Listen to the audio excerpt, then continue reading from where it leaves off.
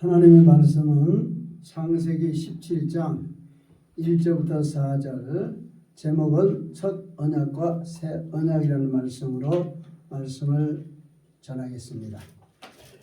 오늘 말씀을 통해서 우리가 알고자 하는 것은 미국의 개역 표준판 신약 성경의 서문을 보면은 새 계약이란 우리 주 예수 그리스도의 신약을 의미한다고 합니다. 모두 우리는 이 어원에서 보면 커버넌트와 테스타먼트 같은 어원에서 나온 단어로서 모든 언약을 만들어 놓았습니다. 이 언약이라는 것은 하나님과 인간 사이에서 맺어진 것입니다. 상대방이 없는 그런 계약이란 있을 수가 없죠. 그리고 계약이라는 것은 둘 또는 그 이상의 수가 있을 때에 서로 맺어지는 것입니다. 성경을 보면 하나님은 인간과 특별히 두 번의 계약을 맺었다 그랬습니다. 성경을 보면 하나님은 히브리서 8장 7절에 보면은 만일 그 첫 언약이 흠이 없었더라면 둘째 것을 구할 여지가 없으리라와 라고 했습니다. 이 두 언약은 모두 인간이 하나님의 법을 지킨다는 조건을 통해서 하나님의 인간에게 복을 약속했다 하는 말씀입니다. 첫 언약에 보면은 첫 언약은 옛 계약이라고 말할 수 있습니다. 첫 언약을 보면은 첫 언약은 처음에는 아브라함과 맺어졌어요. 그리고 모세의 율법은 다시 맺어졌습니다. 하나님께서는 아브라함에게 첫째로 큰 민족을 이루어 주실 것이다. 두 번째는 이름을 창대케 할 것이다. 세 번째는 씨에게 땅을 주실 것이다. 네 번째는 아브라함 안에서 땅의 모든 가족들이 복을 받을 것이다. 약속을 했습니다. 그래서 오늘 이 언약의 표로서 아브라함과 그의 자손들에게 할례를 받을 것을 창세기 17장 1절부터 4절에서 말씀하고 있습니다. 수백 년 후에 모세율법으로 다시 맺어질 때까지 이 언약은 기록으로 남아있지 않습니다. 모세율법은 말씀으로 이루어진 아브라함과의 언약을 재확인하면서 이스라엘 백성들이 순종해야 하는 규칙들을 덧붙인 것입니다. 그것에 돌판에다가 기록한 십계명, 출애굽기 20장 1절부터 17절, 30장 27절부터 28절과 언약의 책은 출애굽기 24장 7절에서 불리는 율법의 기타 모든 부분이 포함되어 있습니다. 모세 율법은 오직 유대인에게만 준 것입니다. 그리스도의 십자가에 달리시기 전까지는 존속하였습니다. 유대인들은 규칙적으로 하나님께 짐승의 피를 들여서 언약을 세웠다라고 히브리서 9장 18절부터 21절에서 증거하고 있습니다. 이 옛구약은 몇 가지 일들을 성취했는데, 첫째는 아브라함에게 큰 민족, 다시 말해 유대 민족, 그들이 이루어 주시겠다.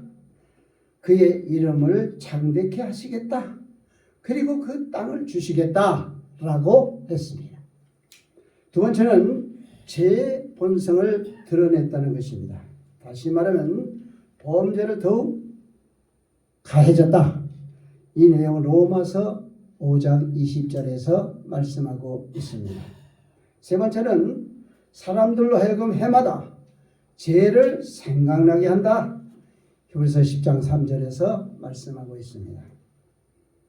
네 번째는 그리스도가 오셔서 십자가에 돌아가심으로써 새 언약을 맺을 때까지 한시적으로 효력을 갖는다는 것을 다시 말하면 그리스도에게로 인도하는 훈육 선생이 되었다라는 것을 갈라디아서 3장 19절부터 25절에서 말씀하고 있습니다. 두 번째는 둘째 언약이 나옵니다. 둘째 언약은 새 언약으로 말할 수가 있습니다. 새 언약은 말할 것도 없이 옛 언약보다 훨씬 중요합니다. 에레미야 선지자는 이미 오래전에 하나님께서 그 백성과 새 언약을 맺으실 것이라고 에레미야서 31장 31절부터 34절에서 대언을 했습니다. 전했다 이 말이죠. 이 언약은 그리스도가 십자가 위에서 피 흘리심으로 이루어졌다 하는 것입니다. 새 언약은 하나님께서 아브라함에게 그의 자손으로 말미암아 천하 만민이 복을 얻겠다 약속을 성취했다고 창세기 22장 18절에서 말씀을 하고 계십니다. 예수님은 아브라함의 자손으로서 오셨습니다. 이 세상 모든 족속들을 죄에서 구원하여 주는 복을 주셨습니다.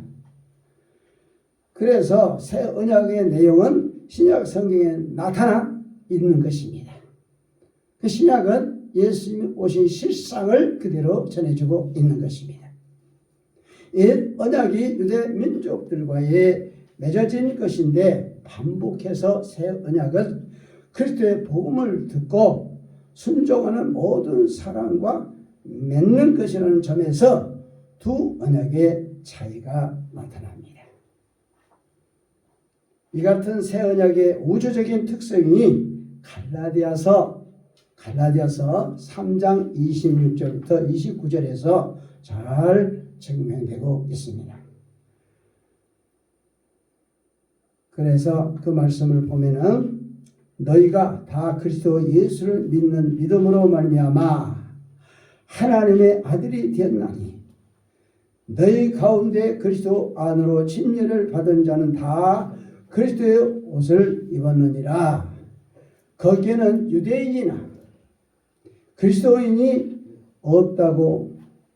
없고 매인자나 자유로운 자가 없으며 남자나 여자가 없나니 너희는 곧 다 그리스도 예수님 안에 하나이니라.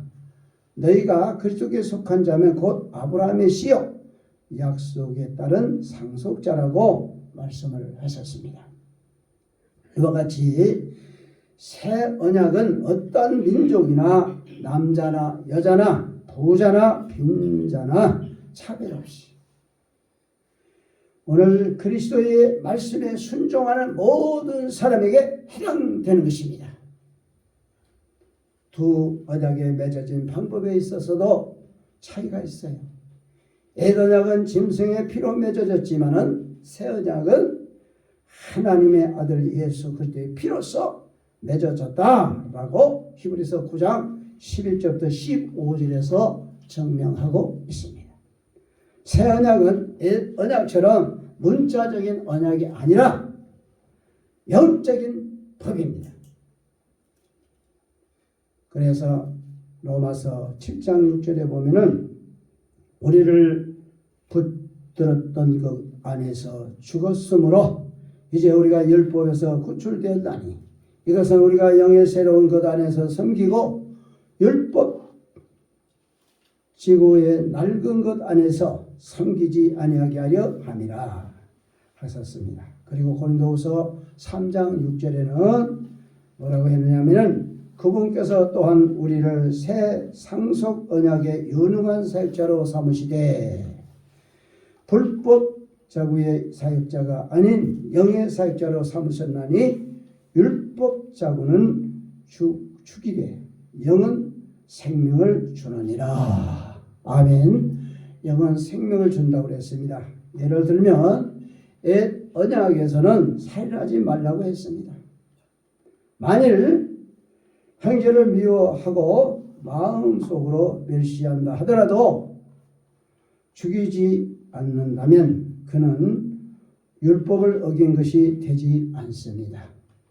그러나 새 언약에서는 예수님의 가르침은 이미 형제를 미워하는 자는 살인을 범한 것과 같다라고 요한일서 3장 15절에서 말씀을 하셨습니다.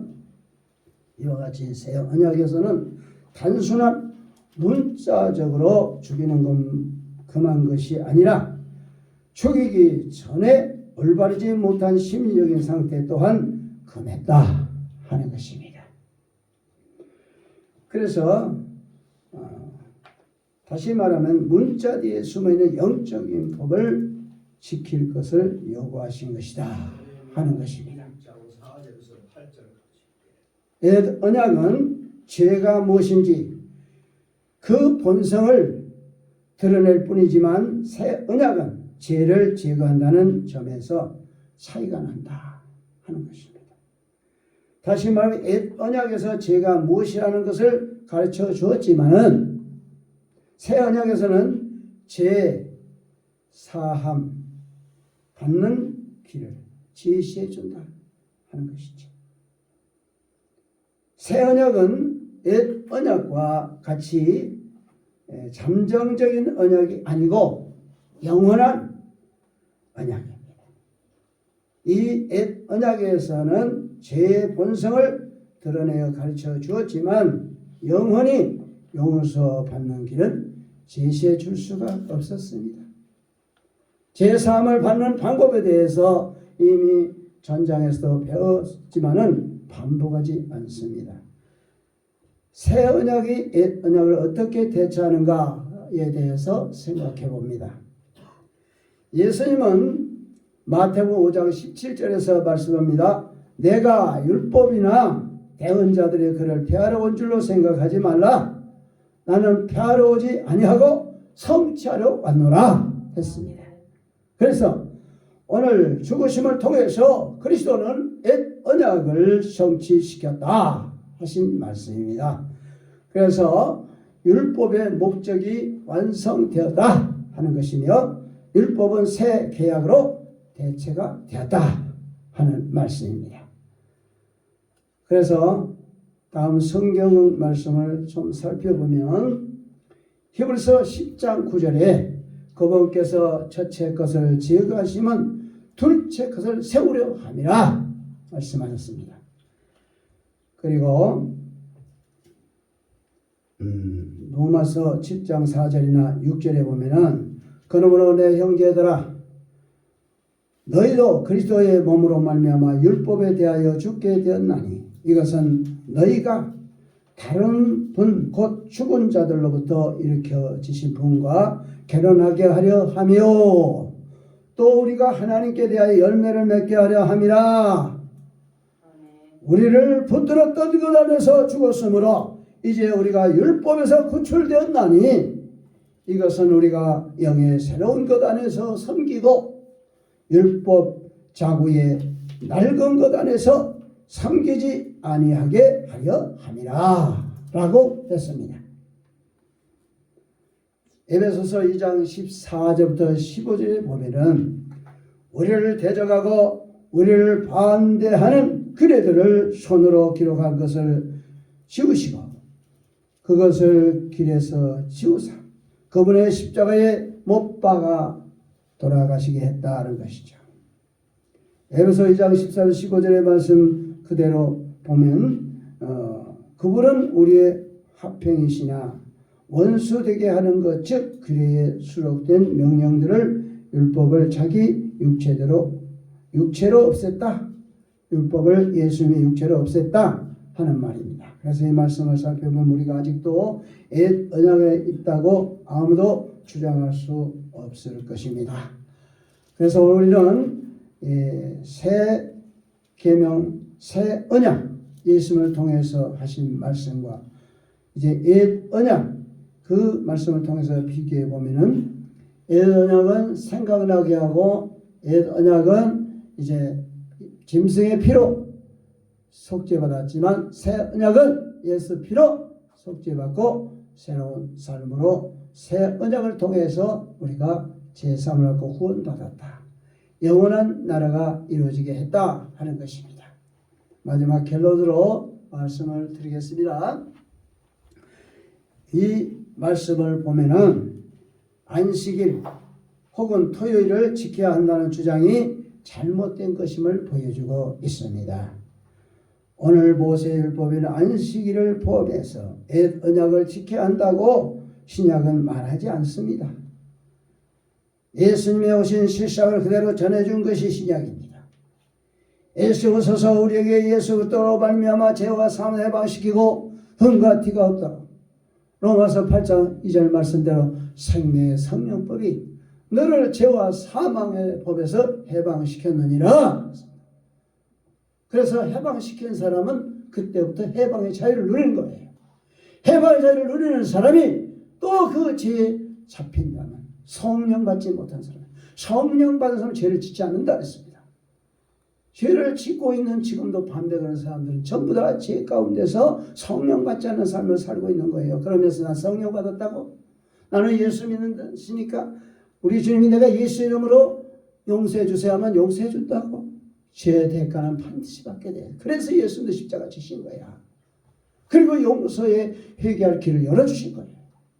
회개하고 돌아설 때 우리가 행한 만큼 예수님 네가 심은 대로 거두리라 그랬습니다. 반드시 심은 대로 거두었어요.